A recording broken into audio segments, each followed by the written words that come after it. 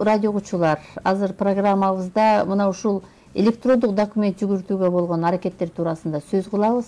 Өлкө жетекчилигинин тапшырмасы менен мамлекеттик органдарга кеңсе кагаздарын пайдаланууну 2 эсе кыскартууну жана электрондук документ жүгүртүүгө өтүүнү тездетүү тапшырмасы берилгенин биз буга чейин айтып, айрым мекемелердин аракеттери туурасында сиздерге маалымат кылдык элек. Бүгүн актуалдуу маек Юстиция министрлигинин пробация департаментинин санариптешүүсү боюнча сөз кылат. Электрондук документ жүгүртүү системасын натыйжалуу иштөө ыкмасына өтүү үчүн кызматкерлердин даярдыгы кандай, бунун маани маңызына токтолсок, тездетүү деген тапшырманы канчалык аткарып жатышат? Сиздер билгендей, пробация департаменти бул анча оор эмес кылмыш жасап, соттун чечиминин негизинде жана жаза өтөөгө жиберилген жарандар менен иш алып барат. Демек, мында санариптештүүнүн натыйжасы дагы болуш керек, ал дагы өзүнүн ишмердүүлүккө өзүнүн оң таасирин бериш керек. Мына ушул жагдайда бизди маекти угууга чакырабыз. Биздин студиябызга келген мейманыбыз бар, таанышып алыңыздар.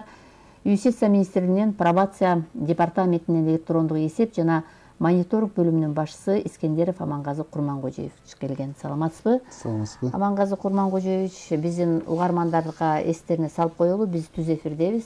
0502 39 21 90 0312 39 21 90 телефондору азыр биздин программага иштеп жатат. Сурооңуздар болсо берсеңиздер болот. Бизди Facebook'тан дагы түз көрүп угасыздар. Биздин режиссер топтурда Айда Исмаилова жана Бермет Камарбековна иштеп жатат. Анда угармандар суроо салган чакты мына айтып кетели. Алгач ушул пробация департаментине бул чынында ошол кылмыш жасап, бирок ошол соттун чечими менен жанагы жаза өткөрүүгө жиберген жарандар. Мына ушул жарандар менен сиздер иш алып барасыздар да. Азыр эми президенттик администрациянын койгон талабына ылайык азыр баардык мекемелер өзүнүн ишмердүүлүгүн санариптештүүнүн ыкмасында же болбосо электрондук форматта иш алып барыш керек. Ошол учурда электрондук документ дагы ошол ишмердүүлүктө болушу керек. Кандай дейсиздер? Мына ушул жүгүртүүгө тездик менен өтүүнү кандай камсыз кылып жатасыздар? Мына бизге келген маалымат боюнча сиздер ушул 2019 жылдын 2 октябрындагы пробация автоматташтырылган маалымат тутум үчүн баягы программалык камсыздоону иштеп чыгуу боюнча келишим кол коюлган, туурабы? Мына ушулдан бери деги кандай болуп атат санарип сиздерде? Саламатсыздарбы, урматтуу радио угуучулар. Санариптештирүү боюнча бул пробация департаментинде кандай иштер жүргүзүп атат, ошол боюнча кыскача маалымат берейин.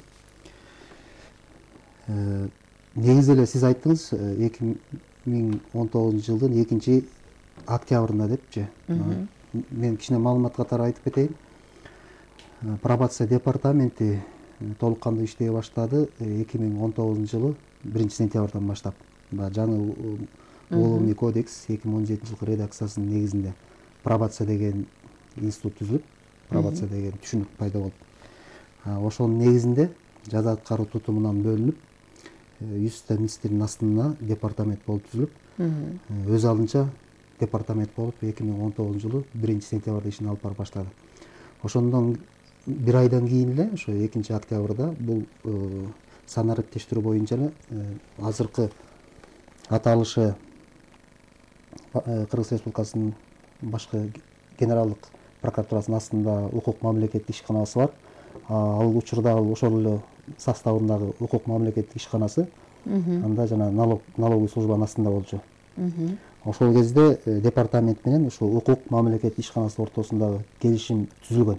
Бул келишим ошол жана пробация департаментинин автоматташтырылган маалымат базасына программалык жабдуу түзүп берүү боюнча.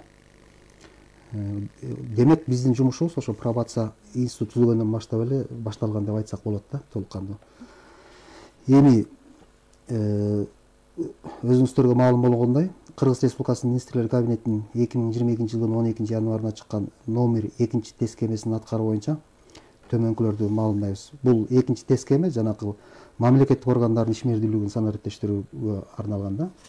Ошол тескеменин негизинде 2022-23 жылдарга Кыргыз Республикасында башкаруунун санариптештирүү жана санариптик инфратүзүмдү өнүктүрүү боюнча иш чаралары планы түзүлгөн.